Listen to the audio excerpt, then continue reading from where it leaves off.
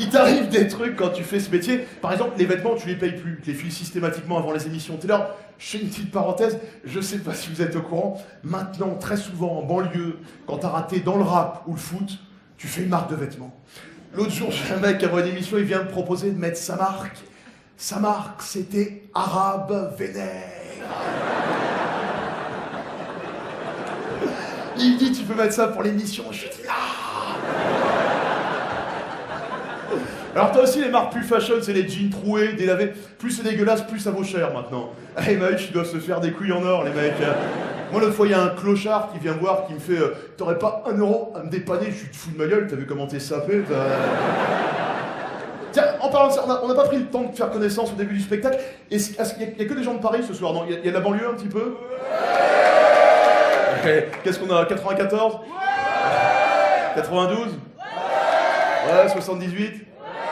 77? Ouais, j'avais reconnu les têtes, c'est bon, j'avais reconnu les... Non, c'est vrai qu'ils ont des têtes particulières dans le 77, quoi, c'est... Quand vous êtes en concurrence avec les ch'tis, quoi, il y a un truc, quoi, il y a une... Non, arrêtez, vous le savez très bien, c'est loin, le 77, quoi, c'est... Quand il y a un pote à toi qui t'invite à boire un pot dans le 77, tu dis non, souvent, tu dis... Ou alors tu fais la connerie d'accepter, tu rentres vers 2h du matin en voiture... Tu sais que t'as 9 chances sur 10 de te tuer, à peu près. Tu traverses des petits sentiers bizarres, t'as des lapins, des renards qui traversent. Non, le 77, c'est tendu. Une fois, j'ai été contrôlé par un flic dans le 77. Il dit, vous avez rien de dangereux sur vous? Je lui dis non, pas de shit, pas de couteau, non, pas de sanglier dans le coffre. Il me dit non, j'ai pas de... C'est-à-dire que vous hésitez encore, le 77. La banlieue, la province, on sait pas, quoi. Ça se... La basket, le sabot, ça se tâte encore, quoi. Il y a une...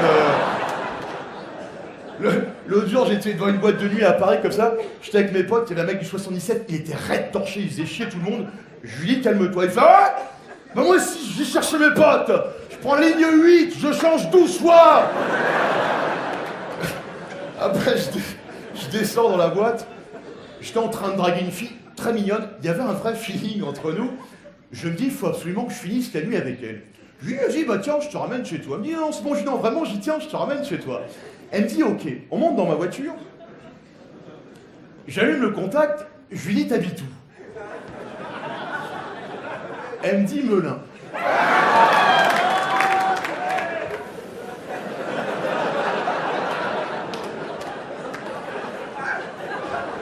Je lui dis, ça.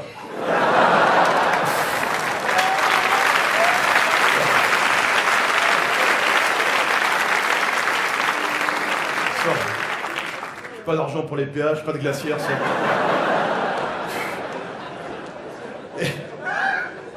Et finalement, on a fait, comme on dit vulgairement, nos affaires dans la voiture. C'est-à-dire faire l'amour à l'un dans la voiture. Est-ce que vous avez remarqué, et là, je vais peut-être demander à la petite Morgane de se boucher les oreilles, parce que c'est la partie...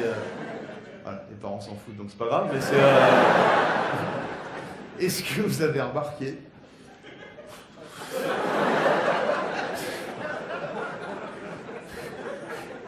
quand une fille te fait une fellation dans une voiture, on dirait un écureuil.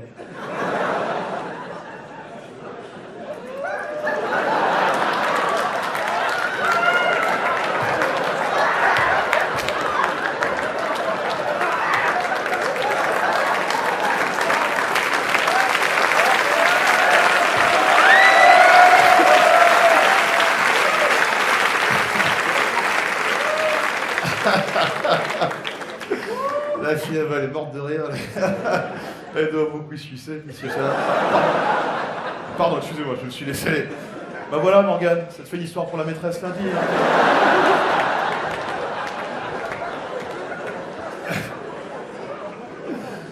Ah, ils sont cons, quand même. Bah, c'est sympa, on se part bien ce soir, en tout cas. Hein. Il y a une vraie mixité dans la salle ce soir avec nos amis asiatiques, tout ça. Mais... Ouais, mais calme-toi, t'es rond en plus. On te fait pas remarquer, je veux dire, Il est con, lui, tu vas être une cible évidente, je veux dire. J'ai pas de sketch sur les ronds, tu me fais penser à faire un truc, ça, c'est important. C'est vrai que c'est une minorité, quelque part.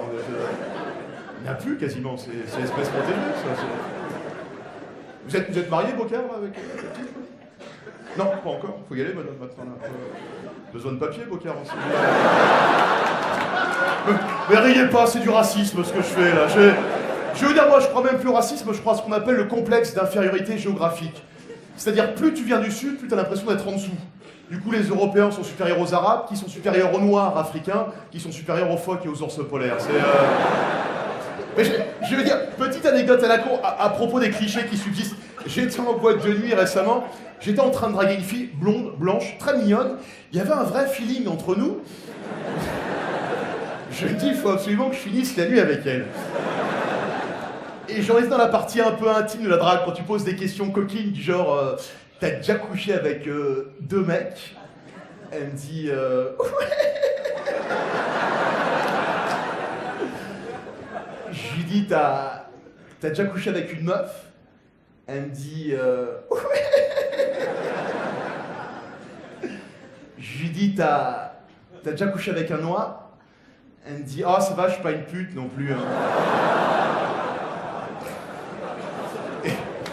Et on va chez elle, on fait l'amour tous les deux, ça se passe très bien. Et juste après qu'on ait fait l'amour, elle me dit ce truc, elle me dit tu sais, j'appréhendais pas mal parce que t'es mon premier black. Je dis t'appréhendais quoi exactement? Bah les blacks, la légende quoi. Je lui dis quelle légende? Bah les blacks, la légende quoi. Ah ça. Je lui dis alors? Elle me dit bah c'est plutôt vrai. C'est plutôt vrai, vous sentez fort.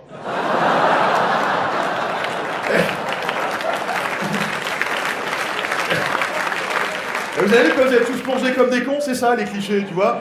Je vais te dire, je lisais récemment une étude en Sciences et Vie qui montrait que plus le sexe d'un homme est grand, plus ses enfants sont fainéants.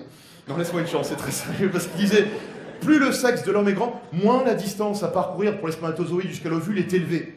Ça donne des habitudes de flemmard aux futurs gamins. C'est pour ça que les Asiatiques sont des grands bosseurs. Et t'avais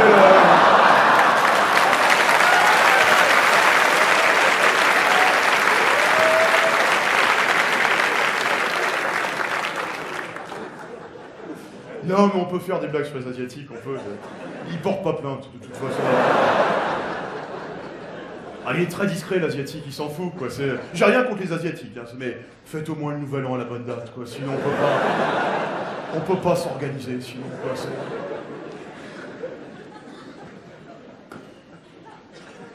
C'est même pas les Asiatiques, en fait, c'est les Chinois qui cartonnent. Hein. C'est les maîtres du monde, maintenant. C'est que même les restaurants japonais qui ouvrent partout, là, c'est des Chinois, en fait.